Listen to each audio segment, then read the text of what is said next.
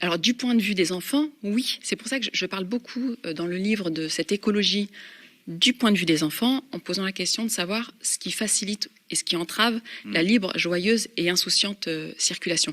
Et oui, du point de vue des enfants, alors certes, il y a le trafic routier, la place laissée à la voiture, par exemple, dans les villes, qui entrave. Ça, c'est certain. Et moi, je milite aussi contre la pollution atmosphérique et donc contre la place qu'occupe la voiture dans la ville. Il y a la question de la pollution de l'air, des pollutions d'ailleurs de manière plus générale, les pollutions sonores, visuelles, olfactives, etc.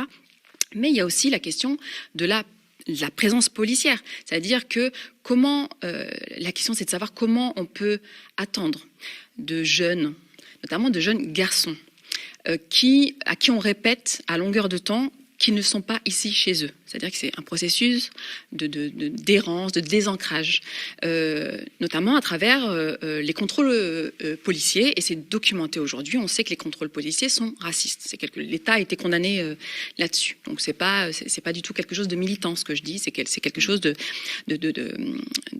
d'officiel, presque d'institutionnel. Comment peut-on attendre de ces jeunes qu'ils s'ancrent dans le territoire, qu'ils défendent le territoire et qu'ils défendent notamment la terre des quartiers populaires, parce que c'est une terre.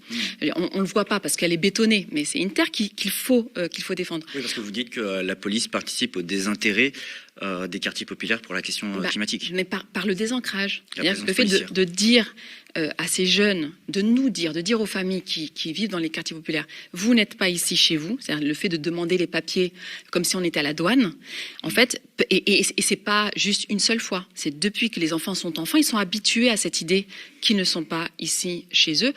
On ne peut pas attendre de cette population-là, et de ces jeunes en particulier, qu'ils défendent cette terre, d'où, à mon sens, le désintérêt pour la question environnementale et la question écologique de manière plus générale. Donc oui, la police fait partie du problème. Voilà, moi je défends autre chose en fait, comme société. Voilà, je défends une autre idéologie que l'idéologie sécuritaire. Pour moi, il faut faire de la place aux enfants dans nos villes. Il faut favoriser la joie, le jeu, le collectif, l'agora. Je défends aussi l'idée que plus on va libérer l'espace public, la terre en fait des quartiers populaires, et plus les enfants seront en sécurité, y compris au sein des foyers, puisque c'est au sein des foyers que les enfants subissent l'essentiel des violences sexuelles, des violences physiques, morales, etc.